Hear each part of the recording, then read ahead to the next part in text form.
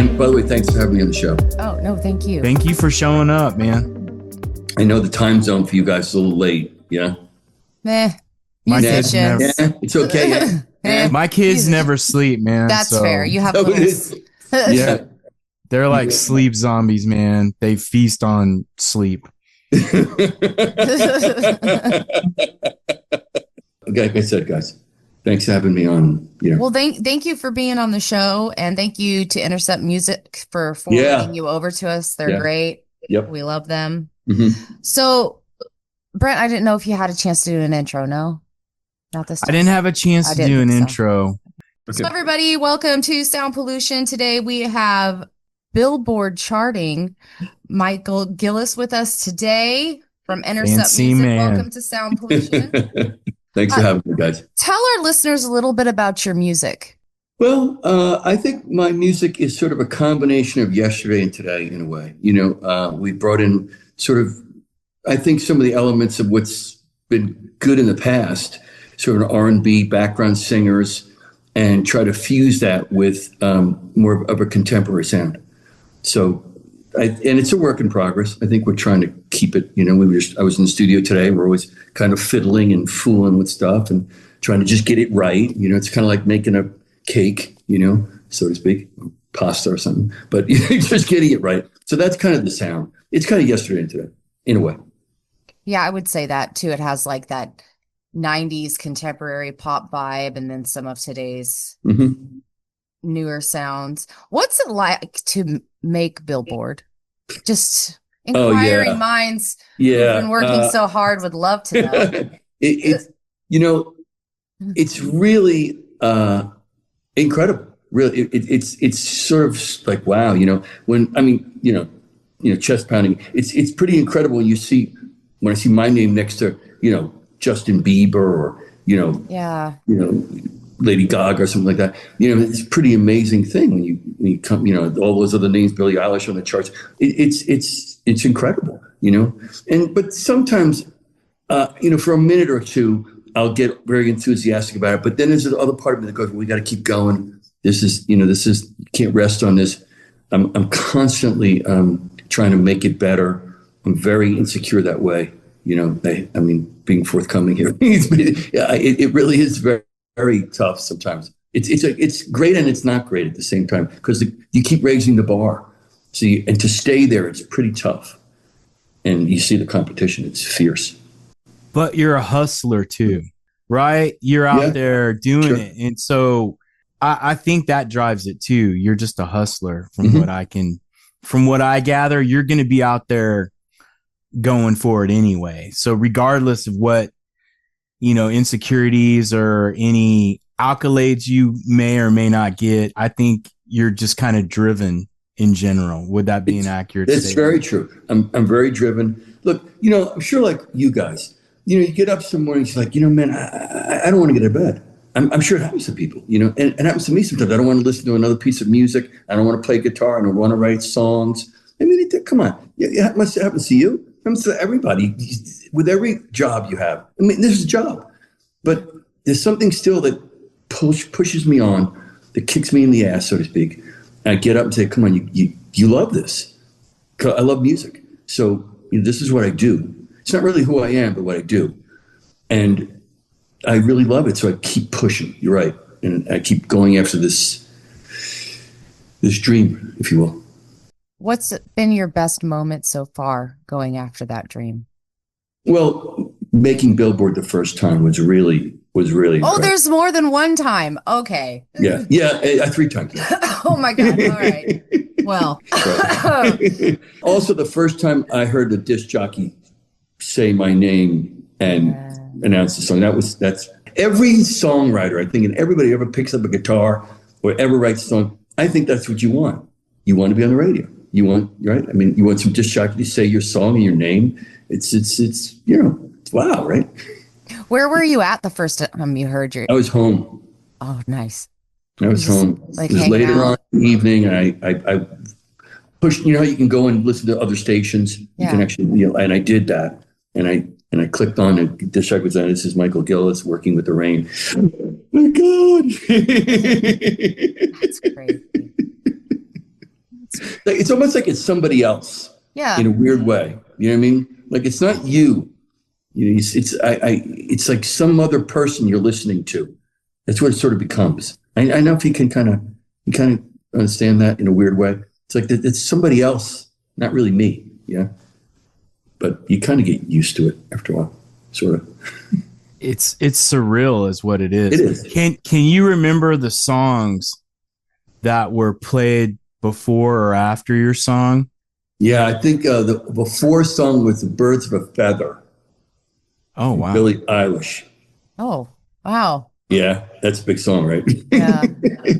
And I don't remember the song afterward. I was just too over the moon. You know what I mean? I think I just could have just walking into my house, just going, "Oh my God, you know, wow, Billie Eilish and me," you know. Yeah, my first song I heard on the radio was my song, and then "Pressure" by Queen and David Bowie came on after that. Yeah, wow. You were like, I don't. And I was like, I'm nowhere even near. I mean, the production value alone, you could tell, was not as good, but yeah, but still, it was just crazy to Freddie Mercury. hear those songs in succession. Yeah, you know, to slightly digress, I think Freddie Mercury is one of the greatest singers. Yes. Ever. Maybe the greatest male singer. You know, what an incredible range, really. Gotta say, yeah. Guys, oh my gosh. Yeah. Easily a 4 or 5 octave range. It's unbelievable. Absolutely. Yeah, he was good. Yeah. So we were in good company there, Brad. You had to somebody who came after you had to be that good because you're good. No, they had to hit you. They were like, well, who can follow that? Yeah, Freddie anybody could follow that. Brits, which song was it? It was Salt and Lime. My high school jazz band could have easily followed. Shut up! Oh, come on, Freddie. Come on, Freddie.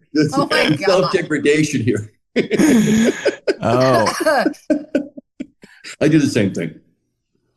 I have to because it's part of the thing that keeps me going. What else kind of pulls you forward or gives you inertia when you feel like your sails are not in the wind? I try to get my day structured. You know, for example, like I take singing lessons 3 times a week. So I try to get structure to my day because I think you'll find if your day isn't structured, you start sleeping later, waking up later, right? I mean, I think it happens to everybody, right? I mean, if most people didn't have work or some kind of a work to go to, they would just wander. You know what I mean? All of a sudden, they get up at 11 and, you know, true. So, and as a musician, as you know, you have to have your day is very, it's all over the place. You know, I have singing lessons and I have writing sessions and I have studio. So I try to make a structure that keeps me going forward. Otherwise, I start drifting. And that's not a good idea, you know, as you probably know. That's a good answer right there. So you have this drive, you have this internal drive, you love music, and you like schedules. Structure to my day. Even when I'm writing songs, I like to give some structure to that. Yeah. Once you sort of get the structure of your song, it then becomes sort of a homework assignment. Then you kind of, you know, it's sort of like fill in the blanks almost, right? Once that initial inspiration comes, you get the title and maybe a hook. Now you now the craft comes in. Unless it's one of those lucky times where you just write it all and there is no work. Yeah, it's never really happened to me where I finished the whole. Never? Not even once. Not even once. No, I've finished one from start to finish because I'm a total noodler and I have to look over every lyric, every and, but, or maybe there's been times I've gotten pretty close, but I always go back and I don't like the way I did that. Got to change that. That doesn't work quite well. It sounds a little too gimmicky or too trite, too cliche. Yeah. I'm sure you know. Yeah. I do. I lean into cliche and triteness. I'm just happy when I finish one. Like, that's it. I understand you suffered a horseback riding accident that left you knew we were going to talk about it. That left your neck injured. That could have not only cost you your life, but your career. How do you come back from something like that? It was really tough. I'm telling you, it was brutal. It was in 2021. I fell off a horse, broke my neck, I wound up in the trauma unit in San Diego. You know, it's like, you're sailing along in life, everything's going pretty good, and bam. I mean, I think it happens a lot to people. It's the things you never dreamt that would happen. I mean, I never dreamt my wildest dreams. I'm going to fall off a horse and break my neck, right? But here I am in the trauma unit, getting operated on. And it was the aftermath of it. It was really the recovery that was so brutal. I mean, it's just, you start getting on those pills. You've read all the things. You've probably seen the documentaries on the stuff, right? Oh, yeah, it's a big problem here. Sure. Oxycontin, right? Mm-hmm. Me too. Hello? And what choice do you have? It's either the pain, pick your poison, the guillotine, or the shot, or the getting firing squad. Which one you want, right? Kind of thing, right? And so, you need the pain relieved to heal properly. Absolutely. But after 3 weeks, I realized I was in the backyard here. Fortunately, the weather was really nice. I was in a recliner, but I couldn't move. I could barely eat. I couldn't take care of myself. Could just barely go to the bathroom. I broke my right wrist at the same time, and I'm right-handed. So try that. Try eating with your left hand. That's even difficult. Even a normal person without a broken neck, eating with your other hand is still difficult. I'm not ambidextrous. So all these things led to a problem. I threw the pills away. I just gutted it out. I had no. It was that or become a zombie. Right? Which way are you going? Right. So. And I fell into a very dark hole. I was very depressed. I mean, if you probably had seen me 4 years ago, you would have said, just pile in the dirt. This guy's done. I was on a banana peel leaning left kind of thing, as they say, And, somehow music pulled me out. I started writing songs, found a producer, slowly got my voice back, worked with my teacher. I mentioned I take singing lessons 3 times a week. And I wrote a song called The Last Time that song went #1 on the world indie chart. And then I wrote another song called Let's Get Back to Us, and that did the same. And then I got a call from a guy named Stephen Wrench. He said, I think we can go Billboard US.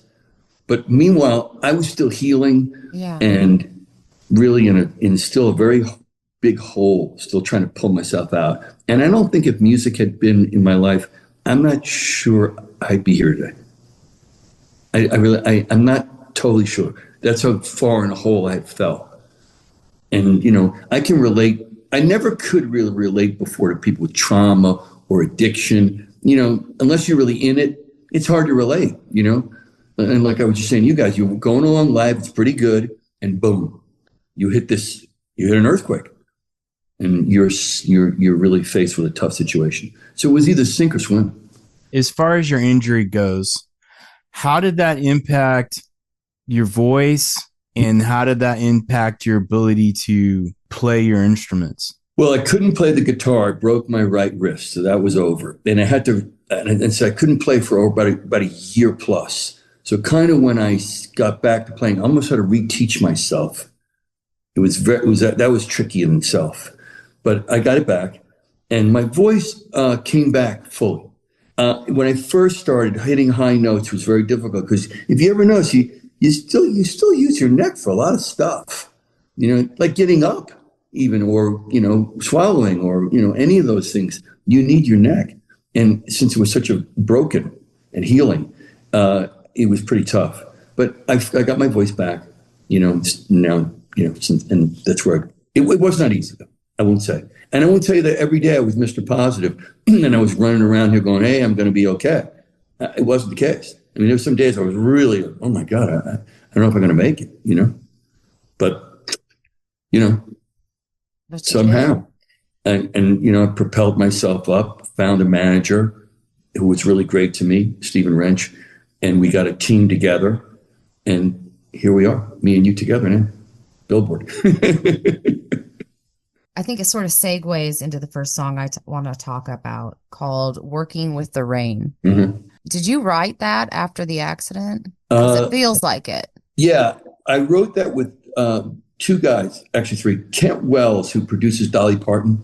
I met him through a friend, and he invited me out to Nashville. This was last December, and he produces Dolly Parton. I think Stevie Nicks, Steven Tyler. He's done Reba McEntire, a lot of people. And he was gracious enough to produce me. I wrote the song with Kent, another guy named Bill DeLuigi, and Alan Phillips. We wrote it. We were in this one room together, and we wrote the song together.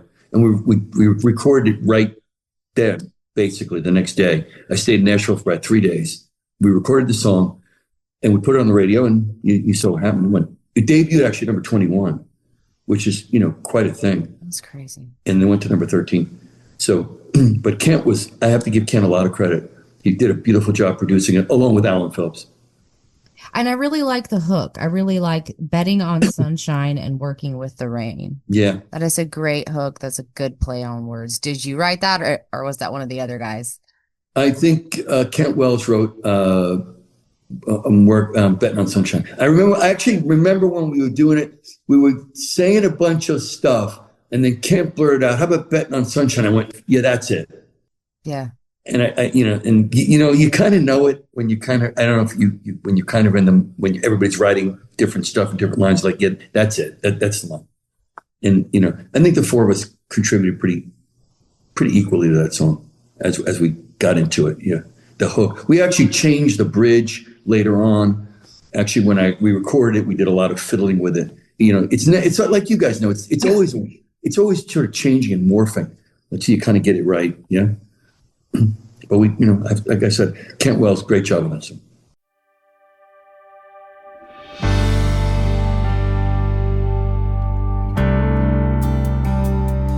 I've been the hero, I've been the blame, I've been the talk of the town till they all forgot my name. And I've been lucky with love and a heartbroken soul, running from the thunder, standing outside in the cold. Some days there's a storm that you just can't see. Some days you try to fight it, some days you let it be. I don't know if I need to know how the story goes in the end. I'm turning pages, keeping faith that I'll be on top again. Even through the dark clouds, I can see the change. I'm betting on sunshine and working with the rain. Well, I've been a hard man and harder to love, hard on myself, believing I'm never enough. But maybe I'll find forgiveness somewhere down the line. The years have taught me patience, but I'm running out of time. And I don't know if I need to know how the story goes in the end. I'm turning pages, I'm keeping faith that I'll be on top again. Even through the dark clouds, I can see the change. I'm betting on sunshine and working with the rain.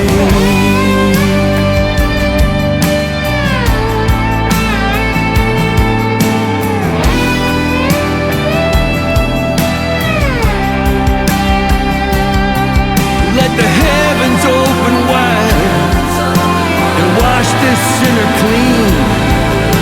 I'll take my pride down to my knees. If that's how it has to be, then good is good enough for me.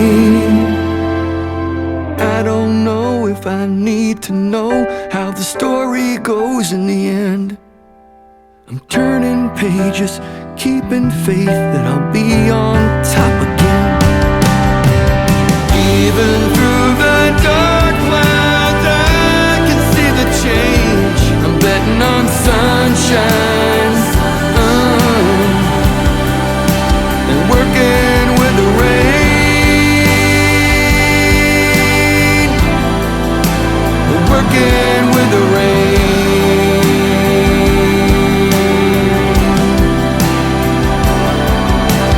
Even through the dark clouds, I could see the change. And I'm working with the rain.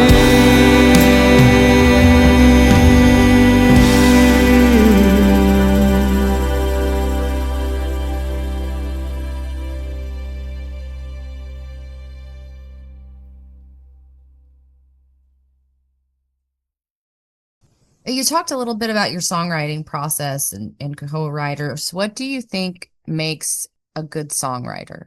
Well, I think you need a certain amount of life experience, to understand how to write songs, even to draw from your own life. I mean, I've said this to some people. I sort of have two lives. The one that I live and write about, like Working with the Rain, and then sort of a life that I sort of wish I had, which was You, Me, and Miami, which I wrote later on, was more of a life that it didn't really happen to me.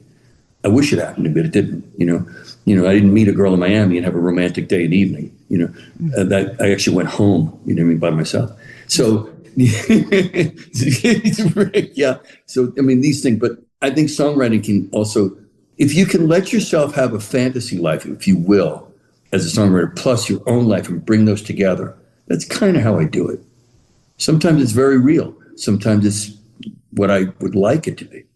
What makes a good songwriting partner for you? A good songwriting partner. I have a very good songwriting partner. His name is Bill Dilucci. He understands exactly where we're going. Exactly what I'm thinking about. Normally, a song will work like this. I'll come up with the title, maybe the hook, sometimes, or maybe some of the verses, maybe the melody, something like that, and then I'll show it to Bill, and he'll get it right away what I'm thinking. Like You and Me, Miami, or Can't Hide Beautiful, when we did that second song, I had the melody, and I was thinking, let's do this sort of this Ray Charles-y shuffle. I was in a store, I'm kind of all over the place, but I was in a store and I heard the song Hit the Road Jack. You know that song, right? And I was in my head, I'm like, boy, I'd like to write a song like that. Maybe I'll try to come up with some idea like that. And I came home, I remember, grabbed the guitar, and I kind of played this thing. And I liked the way I had it, but I didn't have a title. And I showed it to Bill. He goes, that's really good. I said, Bill, have you ever had a title? He goes, Can't Hide Beautiful. I said, that's it. We'll write it to that. And that's how it happened. So a good partner also just has to understand what you're about too. I think it's a relationship. It's kind of like having a relationship in a way, yeah. In a weird way, yeah. No, it's probably the best relationship a lot of people have had. We're not going to get into that, right? So I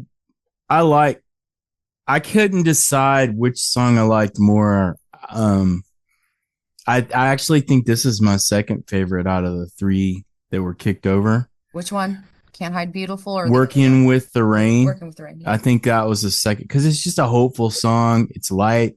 I particularly, as soon as the intro started, even though the intro was really short, yeah, I loved the intro. I don't know why, because it wasn't long at all. It was like you're into it pretty fast, but that intro just transitioned great into the first verse.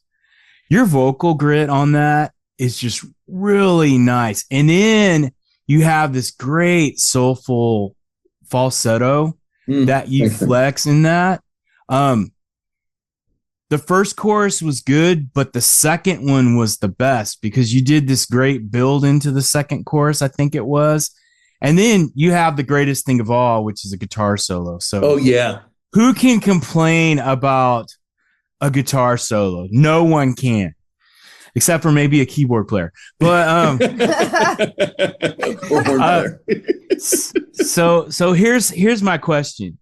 I listen to your songs. I hear a bunch of different vocal influences. So who are your top 3 vocal influences if you had to pick 3? Don Henley. Wow. is one of my favorite vocalists of all time. I think he's pretty close to perfect. Marvin Gaye. Oh yeah, I can hear that. Absolutely. No doubt. I mean, I love that sound. And probably on a third person, I really have to think. Third person I really would say influenced me. Michael McDonald.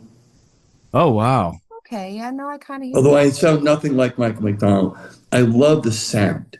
Yeah. But then again, like I like new singers like Teddy Swims. Okay. I love him. I love his sound. You know what I mean? So I'm very influenced actually by new music.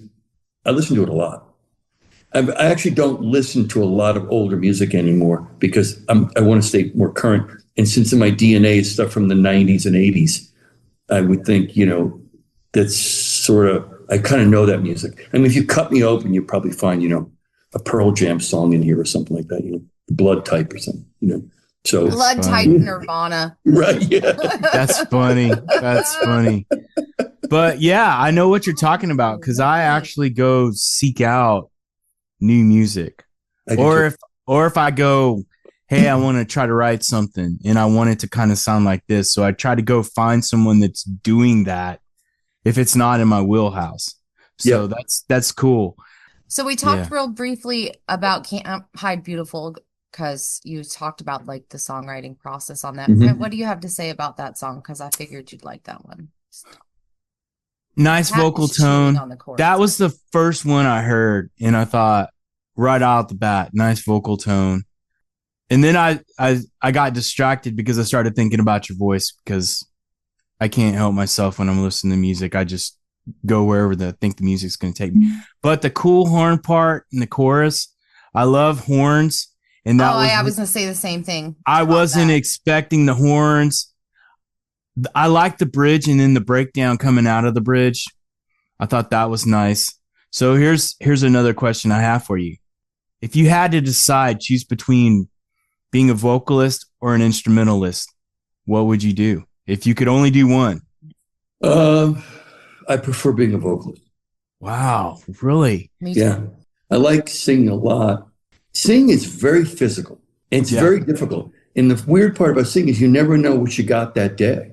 You just don't know. I mean, I've had days where I feel great. I'm like, oh my God, it sounds like a Kermit the Frog today, And then other days I'm feeling lousy and something really comes out. Like when we did Can't Hide Beautiful, we did that over a period of 3 days. In Nashville, actually, recorded that song. Again, Kent Wells actually did the vocals with me. Michael Garvin, who produces J-Lo, he's done a ton of stuff. He actually produced that song with Kent and Alan Phillips. So I'm very grateful to those guys as well. They did Alan did the horns and the background singing we did here. So it was kind of between Nashville and San Diego. But, I would prefer being a vocalist. Although I do love playing the guitar. And I sort of self-taught piano. I like your voice. I think you have a lot. You have a lot going on in your voice. You're not a one-trick pony as far as your voice. You have grit, but you can also be clean.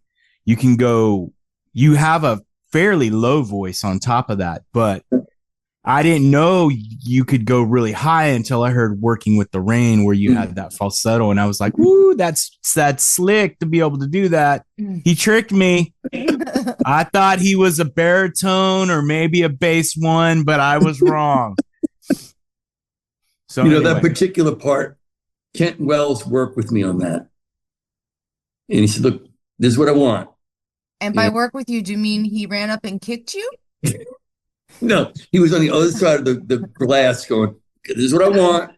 This is what you need to do. And give me this. You know what I mean? And, fortunately, we were able to do it, but it took a few tries.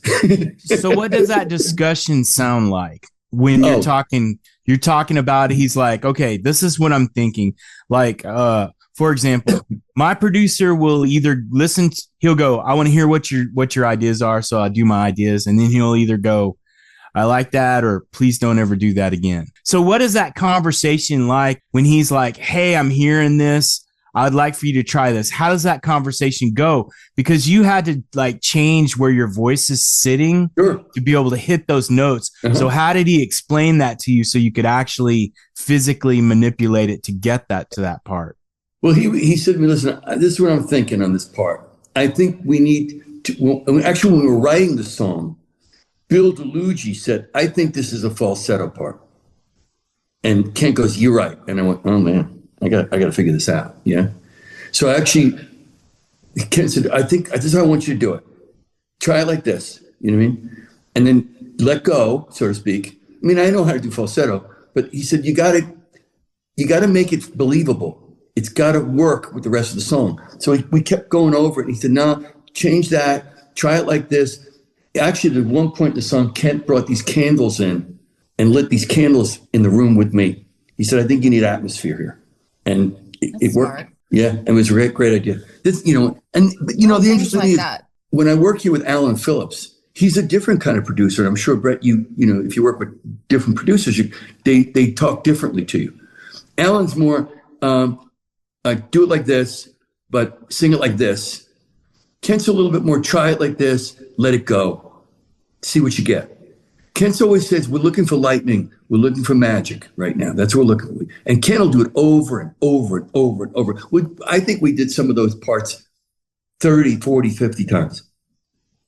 Oh, I would have hated him. Oh, yeah, no. I'm not kidding. I mean, I remember a couple of parts going, wow, I need a break. Because he had this little part in the studio, we had tea. So I'd go have tea with this honey in it. And then I would grab it and say, I just need a break for a little while, bring the tea back out, and the candles are still going, and it's dark in the room. And I go, I got it. Okay, let's do it, You walk in a dark room like crystal candlelight. One wave of your hand can turn loose the night. The way you walk it and talk it comes naturally your way, your way.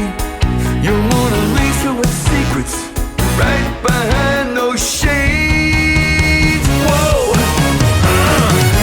can't hide beautiful. You can't hide beautiful. Can't hide beautiful. What you are inside is all over you, no matter what you do. Can't hide beautiful. With every gaze and each glance, I feel your every move. Your eyes talk softly and whisper oh so smooth. I'm finally finding clues you left for me behind to find. And when midnight strikes tonight, you will be mine, oh mine. Can't hide beautiful, you can't hide beautiful, you can't hide beautiful. What you are inside is all over you, no matter what you do. Can't hide the diamonds on black velvet, the sun in the broad daylight. You steal every heart, can't help it, and then you spread your wings, disappear into the night. Beautiful, you can't hide. Oh no, you can't hide. What you are inside is all over you. Can't hide. No, no, no, no. Oh no, you can't hide. Ooh, what you are inside is all over you. Can't hide beautiful. Can't hide beautiful. Can't hide beautiful. Can't hide beautiful. You can't hide. This is cool, actually. By the way, this is one of my more fun podcasts. Oh, really? That makes me feel good because We're just having a conversation, which is great. sometimes so let's talk about Intercept a little Okay, bit. sure. I know Brent has a lot of like businessy type questions that I wouldn't understand, but why Intercept?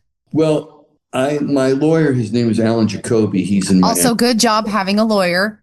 A lot of musicians miss that step. That's important. It is. And Alan Jacoby is one of the top entertainment lawyers in the country. He's represented tons and tons of people, big acts. And he said to me, listen, I've got a company named Intercept that I think you should take a look at. And I talked to Ralph, Ralph. Mm-hmm. And actually, really, Ralph started me out. I talked to Ralph for a long time. And I said, Ralph sounds great. So I went with Intercept. And I thought, they've done a great job, Yeah. And they've got a great team, Danielle and Makeda, and Ralph. So, they've done me right, as they say, And I'm really close with them. I know Ralph. I've gotten to know Danielle. I'm starting to get to know Makeda. She puts me on all these podcasts. I've been on probably 6 or 7 already, and probably got 7 or 8 to go, Yeah. So, I'm here with you guys. So thank God. Yeah, so that's great. Thank you, Makeda. Send anybody you want. Absolutely. What's it like working with them? It's easy. Really, they don't pressure me. Nice. They're very, very supportive. Here's a great thing too. They get back to me, or if they're not available, most of the time they answer the telephone. Mm-hmm. But if they don't, they get back to me right away. They have great answers. They organize me. I was really kind of all over the place.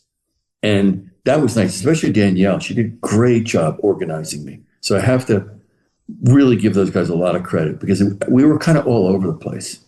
And they've got me sort of focused now. So they're really easy to work with. I'm not being an ad for Intercept, but I would recommend them. Well, we got to give them a shout out because without them, we wouldn't be interviewing you. I wouldn't have got to learn more about you. Brent, go ahead. I know you're dying. We've actually talked with Intercept before, and so that was a fun interview for me because I'm always learning, and my whole thing is trying to gather as much information as possible. So when I do get to make a decision, it's not a total shit show. You know what I'm saying? Sure. So the thing I like about them when I talk to them, and I'll get to my question. I'm setting up the question. Sure. I'm setting up the Go question. for it. So when we're talking to them, they said they scale according to where the artist is at. Mm-hmm. So, and I was like talking to them most specifically about that. And they were talking about, well, if you're a really big artist, you may only need distribution. But if you're an artist just coming up, you may not be ready for us. So we may do this with you. Or if you're just in the right place, we might be able to push some funds your way to kind of get you over the top. Mm. So when you were looking at them, what were you looking for in your contract with them, and what were you surprised about, and what pushed it over the top to make you go with them? So that's like 8 questions. I'll take them one at a time, right? If I can remember them. When I first started talking to Ralph, I said, Ralph, this is where I'm at. I need a push.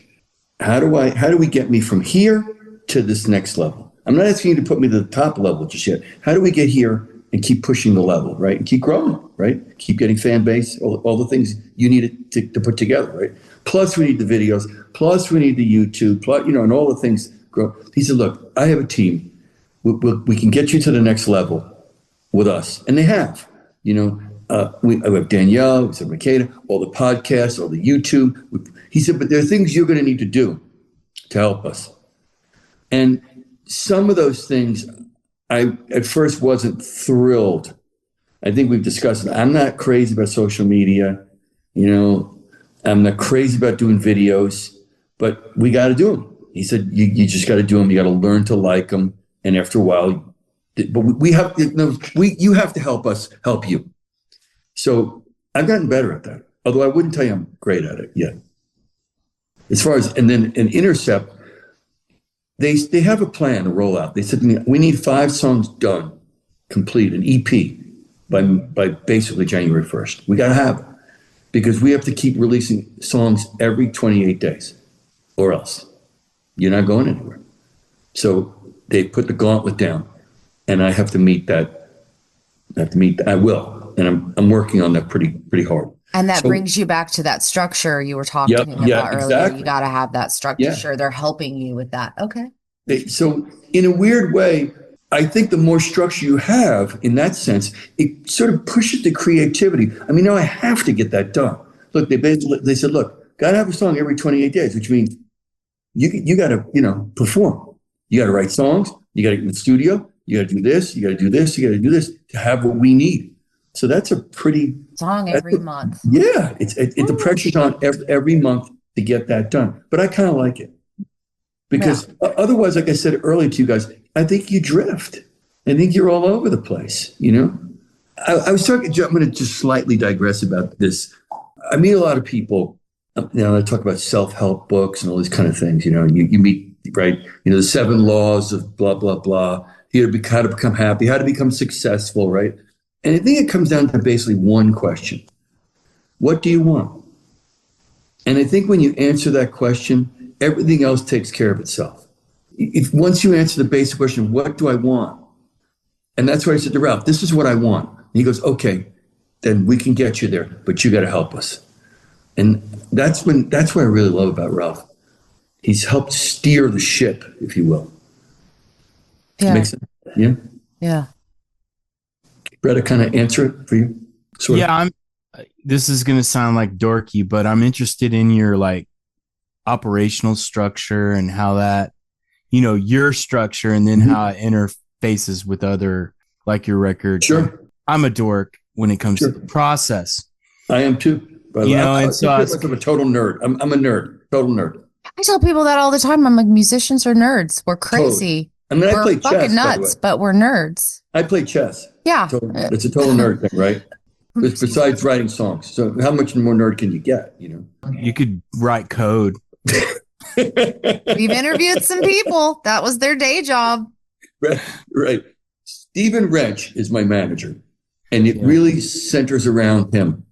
He kind of does the direction, and he has an assistant. His name is Scott, and those guys, and Alan Jacoby I mentioned, along with Intercept, and then there's the musical team of myself, Alan Phillips, Brian Kennedy. We'll talk about Brian too in a minute, but that's kind of the team behind me that's getting me structure and figuring out what we're going to do. It's sort of like a baseball team in that sense. Bring it World Series here, but it's everybody's got to sort of move together and know what we're doing. And tomorrow we're actually having a meeting because we're going to have a new song released first week of January on Billboard, and we have to now figure out the video and releasing it and the timing of it. And I have to do my part, which is, be Mr. Excitement. Dude, when that camera comes out, this is an exception because I'm still in my safe little space. But when a camera comes out, I don't know if Brent doesn't give a shit. But when a camera comes out, he about much of anything, by the way, his family, and that's kind of it. He doesn't give a fuck otherwise. You can hear me. I'm like a vulture. There's this internal, I'm like, and I hide. I don't know how you do videos. I don't know why. I have to do videos. Because you have to. I mean, I have to. I would rather make a video than wait tables. So I mean, if you really look at it that way, that's the point. The videos are, they're part of what you got to do. I'm not telling you I love the videos. I don't. You know what I mean? But what choice do you have? Like I said, Intercept says we need the video. We need the video, so you got to do the video. I mean, in fact, the video was late. The video was late, and it was my fault in that I didn't want to go to Miami.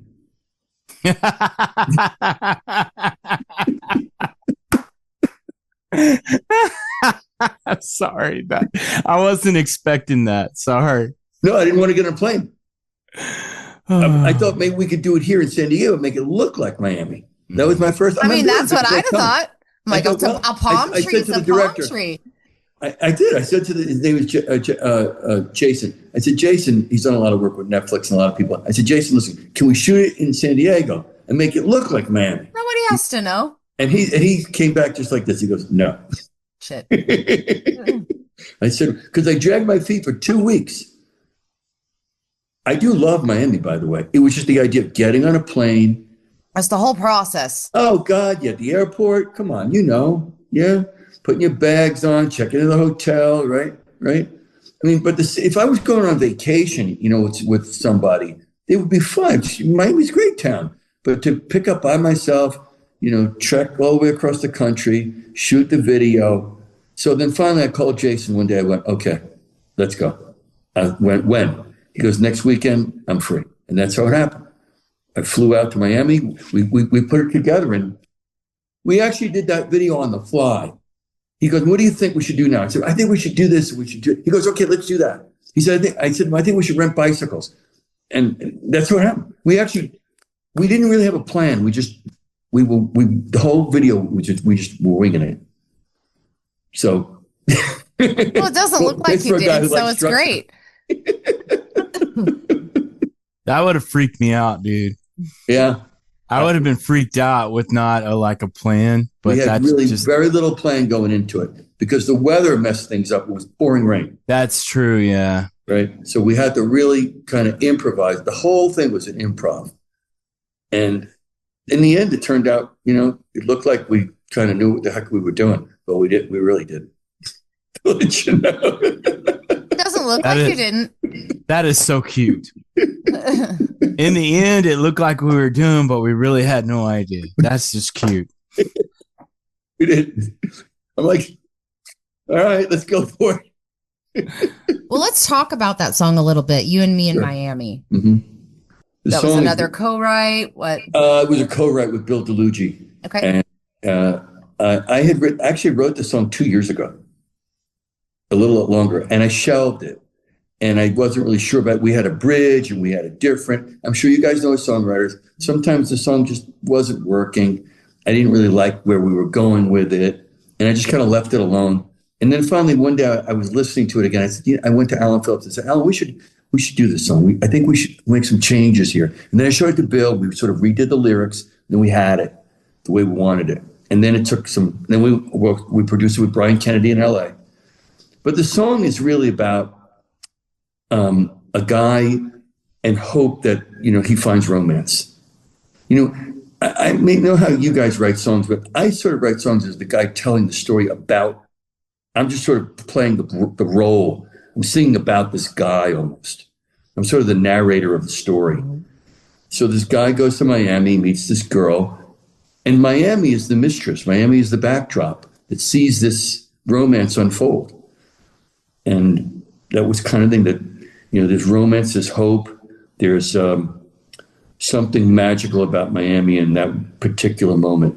And the two of them always look back on that one moment in life and go, that was really beautiful. I think this one was my favorite song. It's my favorite too. I'm just going to say it's a really good thing you pulled it back off the shelf. It kind of brings me back to my clubbing days in like the early 2000s, late 90s. God, I'm old. But it had that vibe. Like, I feel like Shakira should come on after it. And like, there's high heels and then the lights come on and we all look terrible. That's what it felt like. Yeah. Oh my God. When I was listening to it, I listened to it a few times actually, to hear everything. But I automatically just thought, okay, it has a Santana feel. And then it got further into it. And then I was like, Gloria Estefan feel. Yeah. And then I was like, AJ Vallejo feel. But yeah, you did a great job with that music. Y'all did a great job of making it have that feel, that Latin feel to it that is from that area. And I love the key part of that song, the keyboard part. I don't know. It was Alan. I think Alan Phillips did that. I think so. I love the keyboard part, like just something about it and the way it was timed as far as how it fell as your lyrics were going across the music and just the whole feel was perfect because it wasn't fast. It didn't drag and it had a little bit of Latin pop to it to me. My question is when you're in the studio and you're working on the song, and you kind of talked a little bit about it because you do the vocals and you talked a little bit about that component of it. But when you're in the studio, what different roles do you play? Because we know you're the songwriter, we know you're the vocalist, we know you play an instrument. But when you're in the studio and when you're not doing those things, What's your role? What are you doing? Well, I'm always trying to come up with some idea. Like take Miami, for example. I practiced that song a lot with my singing teacher, just vocally to try to get it before we actually went to the studio. You know, we went over different ideas. Maybe sing it like this with her. And then when I actually get to the studio, then we might change it a little bit. And I'll come to Alan and say, listen, I got an idea. He'll say, well, we should do it like this. So it's a huge, I mean, you've done this before too. You know, it's not just, well, we're going to try it one way. We tried a lot of different ways. There was a couple of different parts, even in the bridge there, I sang it differently, a couple of different ways. And we finally said, no, let's settle on that. So it was, yeah. And then we changed the lyrics a little bit. We futzing around with this. It's quite a process to make a song and get it the way you want it. And I always go, I could have done that. I should have done that a little. Always. Never happy with it. Yeah. When you're in a studio, it's like being in the pit of a metal concert. You're just like everything. You're just like there and you're like living it. It's like the most real moment of creativity outside of writing the song, I think. Sure. And playing live. And play, yeah. I mean, it's a process, but I like the studio a lot because it's like Frankenstein. You can experiment, you know, and when it's very frustrating while you're not getting it, but once you kind of get it, it's really awesome. I mean, you live for it. You live for that moment. Like, oh yeah, we got it. Yeah. Yeah. That's the only thing. That's the only place it can totally be perfect for that moment in time. It's true. It may only be 30 seconds, but that moment is there, you know, because then you start second guessing yourself after. Yeah, always. Because the playback. And then what happens invariably is after we finish it, they'll send it to me and I'll listen to it and listen to it and listen to it and listen. By the time it's sung actually on the radio, yeah, I've heard the song about 2,000 times because we've nitpicked every little detail. That we should raise the level on that. The horns, those are, by the way, everybody on that track's live. There's a live horns, live strings. Everything's live. There's not machine on any of that. I'm proud of that, by the way. You should be. That we did it the right way. I think the right way. You know? That's pretty cool. That sounded like a cash register to me. That's a lot of people. It is. It's like it's a ton of people. It's 3 horns. Well, it's a 3 horns, 3 background singers. The string section that can be 6 or 7.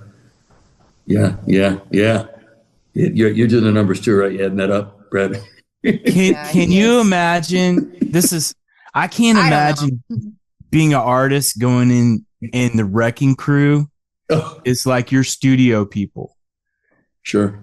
I would just be like, I would probably crap myself, you know, just being around, because that's like basically an orchestra pretty much. And you have all these virtuosos in every position and multiple layers of virtuosos in those positions. You know, that's interesting. You said, I'm always the worst musician in the bunch. Me too. I mean, these are professional, amazingly quality. These guys have been on records and, they've done lots of stuff, you know? And here I am, you know, I'm not bad, you know, but it works, which is great. You might not be giving yourself enough credit. Well, no, he's the boss. See, that's the thing. They may be the best. Yeah. But he's the boss. Yeah. You wouldn't know it all the time. But yeah, man, you have some cool stuff going on, dude. You're just cutting it up, man. It's been, you know, like you guys, it's really fun. It's really fun. And, you know, when I'm in the studio and listening to like the orchestra, basically, man, I'm like, these guys, it's great. It's fun. Because I don't have to sing. I don't have to do it. I just have to listen, you know?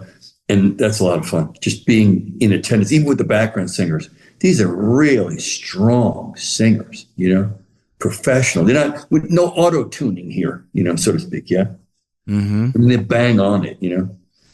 No, that's kind of fun.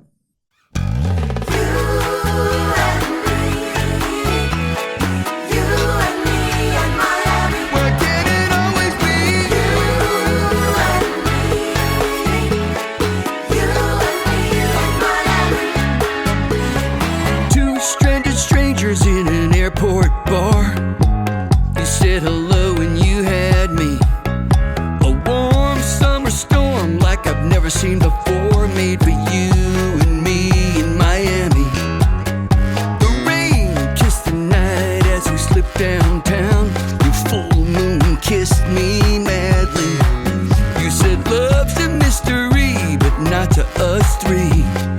You and me in Miami.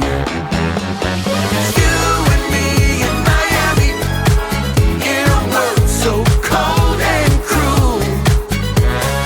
You and me in Miami is my go-back to go to.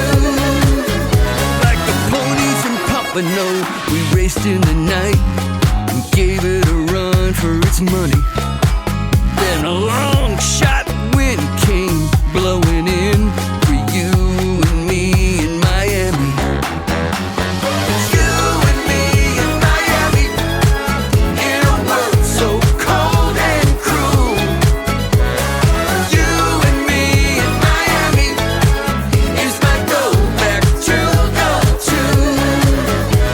From the heat in the Lido, the steam in the street, we're a jet trail of a full sail memory. The tear in the sky, a silhouette goodbye for you and me in Miami. You and me in Miami, in a world so cold and cruel. You and me in Miami is my go-back to go to. You and me, you and me in Miami. Why can't it always be you and me? You and me in Miami. Why can't it always be you and me? You and me in Miami. Why can't it always be you and me? You and me in Miami. Why can't it always be you and me? You and me in Miami. I don't That know. would When I'm scare in the the crap out of studio, me. when I'm in the studio, I'm like, put whatever you have to put on it to make it sound good. Just whatever you have to do. Whatever voice effect they have to do. Yeah. If you have What to was the fire one me, song you gave okay. AJ? AJ was like, "That's a lot of words, bro." Oh, I wrote a bluegrass song, He was funny. and AJ has like a really high voice. He's the producer, and so he was like, "I need you to do this tenor voice," and I was like, "Have you heard my voice?" I was like, "When in any world am I going to be able to hit those tenor notes?" And he's like, I was like, "You were here on the other tracks, right?" And he was like, "Yeah." And I go, "You're going to have to do it." And he's like, "Fine." So he grabbed it, went in there and did it. And then he was like, came out halfway out and he goes, "There's too many fucking lyrics in this song, dude."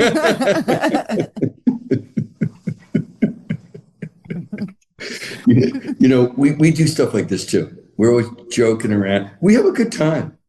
You know, but we're down to business, you know. Right. But there's still a lot of fun, you know. Well, I mean, yeah, because otherwise, what's the point? Right. True. Yeah. Okay, so do you ever? Go ahead. Sorry, go ahead. No, go ahead. One more question. No, I was gonna ask. Do you ever get like normally? By the end, you're talking about how you're sick of listening to it. Yeah. Because I'm like sick. Like I'm almost done with the song after I'm done writing it. You know. That's true. You know, but I was gonna ask. You know, after I'm done mixing it or working with the team to mix it, I actually get a little depressed that it's over with because that moment in time is done. Do you ever experience that? I wouldn't say depressed. I would say I get to a point where I'm like, well, I this is kind of it now, you know, and, you know, we're going to sort of wrap it up and now it goes out, you know, and now because the radio people the promoter has to listen to it, you know, and so tell me what they think, yeah. And you hold your breath and hope they like it, you know, because that's going to be the next single, you hope. And, you know, what happens to me more is I'm looking forward to the next project. Like when I've heard the song, it's not so much that I'm sick of the song. It's more, I'm just looking forward to the next one. I'm ready to move on to the next song. Because I've been working on the next song while we've been working on this one. I'm not like yourself. I got 8, 10, 12, 15 songs I got going that we want to get into the line while we're working on this song, right? Like we've got 2 songs we're working on next week, brand new songs.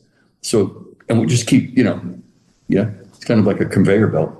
Yeah, I know exactly what you're talking about, because as soon as I finished vocals on our current EP, I was like, I have 8 more songs. And he's like, whoa, stop. I was like, no, we need to keep going. And he's like, we're going to finish this first and then we're going to move on to the next songs. That's a good point. I sometimes want to finish another one before we start, you have to finish the song, get it right, and then move to the next one. Yeah, I'm just impatient, I think, sometimes. Yeah. But it's funny that he was like, chill. Just relax. Same thing. My producer does the same thing. Relax. We're going to get there. We'll work on the next song. Just easy, He's like, be here right now. Yeah, sure. Do it all the time. Anyway, sorry about that. Okay. I was just kind of wondering, No, that's an interesting question. Because we're almost out of time, and I like to ask this, especially of a seasoned songwriter. This is a really important question. Mm-hmm. What advice would you give a new singer-songwriter today? It's an interesting question. You have to work your craft all the time. By the way, you call me a seasoned songwriter. I practice songwriting all the time. Mm. For example, in the morning, a lot of mornings, a trick like a little tip that I learned from a songwriter: pick a noun and a verb and free write a story. Like tree and run. Use that as an example. And free write a story about the tree and run. It could be anything, and just for 10 minutes, try to come up with as creative as you can. Don't try to rhyme. And then later on in the evening, I do it again. So I'm constantly trying to make stories and work on writing. And I think if I could you have to do your craft a lot. I mean, like if you were the pitcher and you don't pitch, and you say, well, how often do I pitch? Once every 4 months. You're not going to be very good at it. You have to keep working the craft. Even if you're a good songwriter, even if you're a good guitar player, you have to keep playing. Even if you're a good singer. I'm singing all the time. It's not something I just do once in a while. So really my advice to singer-songwriters, new singer-songwriters, you have to keep working the craft, keep writing songs. In the beginning, maybe they're not going to be so good. But if you keep working your craft and keep thinking, you're going to write songs. And you might actually write a great song. They'll be less bad each time. They'll be less bad.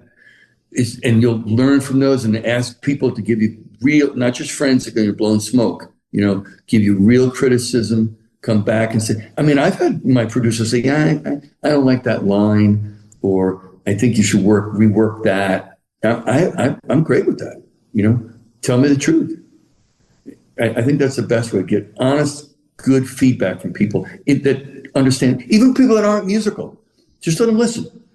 They'll give you feedback. Say, I don't know, or that's great. Mm-hmm. But I think working your craft because songwriting is a craft. There's an inspiration to it. Yes, there's a moment. But one time a friend of mine said, you could write a song about anything. You can write a song about a bowl of fruit if you write it right. So it's more of how to craft that song about the bowl of fruit. Something clever. Like I was thinking about songwriting the other day. If you look at how songs were crafted in, say, the 70s, 80s, 90s, 2000s, they're different. A 70s, 80s writer would be more poetic, more poemy, more story-oriented, more so. 90s was more of an emotional melody kind of a writer. And then now it's sort of become very emotional-based and less storytelling, less than it was. So if you can sort of figure that out and sort of combine the two, I'm sure you know what I mean, yeah? Songwriting has changed as far as contemporary songs. Mm. And also, you don't tend to find bridges in songs like you used to find, say, in the 90s, like Celine Dion kind of songs. Those are, you don't find that sort of songwriting anymore. So I think the songwriting has evolved. And I'm always trying to figure out, well, how do I keep going in that direction? It's because it's constantly changing. Yeah. 5 years ago, drums were very heavy in songs. You don't find it anymore. Things lighten up. You get more of that almost a retro. I heard Lady Gaga and Sabrina Carpenter. I would call them more of a 70s, 80s sort of a sound, personally, Yes. Yeah, would you too? Mm-hmm. Yeah. I think Lady very Gaga, disco-y, yeah. Yeah, and Lady Gaga's new album, I would say, has a 70s sound to it, whereas maybe 5 or 6 years ago, it was much heavier, the sound. So it's changing, yeah? And the the producer makes or breaks your songs. Yeah, I would agree with that. Yeah. But I think it's cool that you can mix all these times, all these time frames. You can take something out of a certain era, mm-hmm. and then, like your guitar part in that one song that I was like, yes, that sounds like this, or it has this feel. It was a little bit, it's stuff like that that's like really gets me excited when I hear something that has these multiple elements taken from not only different time periods, but also multiple genres. You do that too. You do that a lot, actually. It's intentional. We're really trying to mix sounds. Like I said, if I listen to, like I mentioned, Sabrina Carpenter, it sounds somewhat 80s to me. Yeah. Mm-hmm. And Gaga, that album said 70s. I personally like it. You know what I mean? They've sort of brought that retro into it. But they're also contemporary too. So you're right. We're trying to bring it together. Yeah. Yeah. So where can people find your music? Basically, all the platforms. I'm on Spotify, Apple, Amazon, Pandora, all the platforms they can find me. That would be nice. I would appreciate that. The links will also be below. Mm-hmm. Thank you. And, you guys, this has been a great time, by the way. I appreciate it. Thank you. You guys are all into music like I am. Music is one of the few things in life, maybe mathematics, that connects people. I mean, it really does. I was at a Paul McCartney concert maybe 10, 15 years ago, something like that. And in the audience is a diversity of people. You know what I mean? And I thought to myself, man, everybody's here for the music, And when I went to a Lenny Kravitz concert, oh God, how long ago was that? Oh, 9 years ago. So good. Stupid good performer, by the way. Oh, yeah. It was like that. There was all kinds of people. Of course, Absolutely. I was also in Berkeley, so that might have something to do with it. Yeah, really. I know what you mean. There's all kinds of different people. Like they didn't even match. Sure. But Lenny Kravitz can go from Led Zeppelin to, his stuff. I mean, he's all over the place too. And he does like some of that retro-y 70s Absolutely. feel. Yeah. But you're right. I mean, but what's great about music, it crosses all the divides. Yeah. And if anything is going to save the world, it's music. Really. Oh, 1,000%. And it can't go away. It shouldn't, guys, I want to say huge thanks. Thank you so much for coming on here. This is great. Thanks, man. Enjoyed talking to you. Yeah, this is a good interview. Guys, I hope you'll have me back on the next single. Absolutely. Absolutely. Just reach out to us. Don't be afraid. We out in January. I would love to have our conversation. We'll see how we've done over the holidays, Yes, let's do that. I'll reach out to Makeda and I'll schedule something for after my birthday. You guys are on for sure. Okay. All right. Well, thank you for joining us, guys. We appreciate your time. If you're getting anything out of this, if it gives you the feels, the good feels, if you could follow, subscribe, share, send in snail mail. Let everyone know that you like this and talk about why you like it. Let us know when we post, hey, this was my favorite episode by y'all guys. Get out there and remember to make some noise.